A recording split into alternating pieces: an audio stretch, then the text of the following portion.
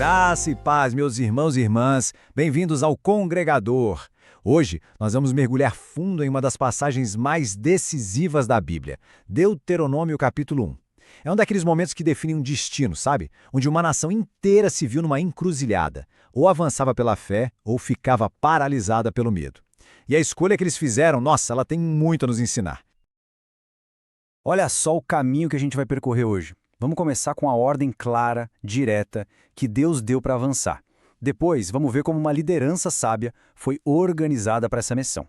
Aí vem o ponto de virada, a prova da terra. Vamos analisar como o medo acabou gerando uma rebelião e, por fim, as consequências bem sérias dessa escolha. Vamos juntos? Sabe, essa história toda, ela não começa com um talvez ou um quem sabe. Não, ela já começa com a voz de Deus, firme, clara, inconfundível, cheia de propósito e de promessa. Presta atenção na firmeza dessas palavras. A terra não era algo que eles tinham que conquistar do zero, uma possibilidade. Não, era um presente, uma dádiva que já estava ali, entregue. O que faltava? Só um passo de fé, entrar e tomar posse daquilo que já era deles por direito, por promessa. Então, esse é o cenário inicial, entende? A promessa feita lá atrás para Abraão, Isaque, Jacó, agora estava ali, na frente deles, palpável. Não tinha como ter dúvida do que Deus queria.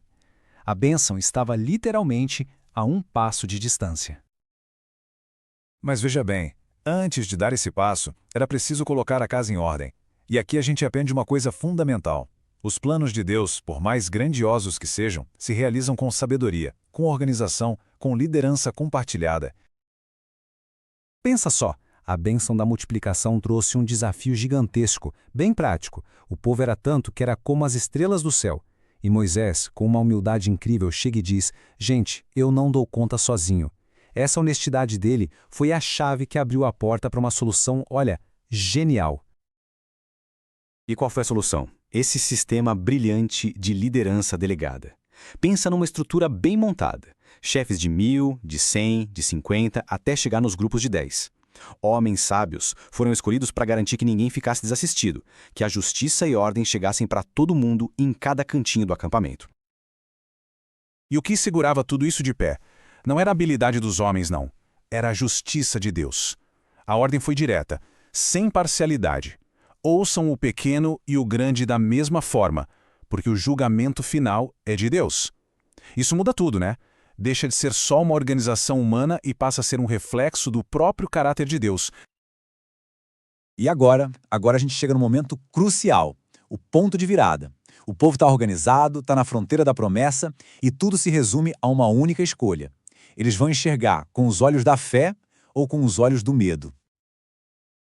A primeira notícia que chega, olha, é espetacular. Os espias voltam e confirmam. A terra é boa, é exatamente o que o Senhor prometeu.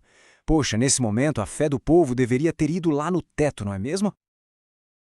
Só que aí, na mesma conversa, o foco muda completamente. Ao lado da promessa, eles colocam os mas. Mas o povo é mais forte. Mas as cidades têm muros até o céu. Mas nós vimos gigantes lá.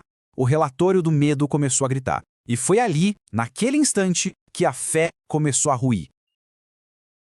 Vamos entender isso a fundo agora. Como é que um sentimento, o medo, vira um ato de rebelião declarada contra o próprio Deus que o salvou? Vamos analisar a anatomia dessa queda. Gente, essa acusação, ela é de doer. O maior ato de salvação da história deles, a saída do Egito, foi totalmente distorcido. Na cabeça deles, o amor de Deus virou o ódio. O medo não só os paralisou, ele criou uma mentira e os fez acreditar nela. E Moisés, numa tentativa desesperada, tenta chamar o povo de volta à realidade. Ele fala: lembrem-se de como Deus lutou por vocês no Egito, de como ele carregou vocês pelo deserto como um pai carrega um filho. Mas não adiantava. O barulho da queixa já tinha abafado a voz da gratidão. E isso nos joga a pergunta no colo, né? Na nossa vida hoje. O que a gente tem alimentado mais? A promessa de Deus que nos dá coragem ou o relatório do medo que nos paralisa e nos faz duvidar de tudo? Pois é, toda escolha tem uma consequência. E agora, a gente precisa olhar de frente para o resultado inevitável da incredulidade. Porque a desobediência, a dúvida, ela sempre gera um fruto. A sentença de Deus foi tão clara quanto a promessa tinha sido. A mesma geração que ouviu "entrem", agora ouvia "nenhum de vocês vai ver essa terra". A incredulidade não só os parou no caminho, ela os removeu da bênção. E aqui o contraste fica gritante. De um lado, uma geração inteira que só reclamou, murmurou e, no fim, morreu no deserto. Do outro, 2 homens. Apenas 2. Calebe e Josué. Eles seguiram o Senhor de todo o coração e, por isso, entraram na terra. A mesma promessa, 2 atitudes, 2 destinos completamente diferentes. 40 anos. Pensa nisso. Uma viagem que deveria levar 11 dias virou uma vida inteira andando em círculos no deserto.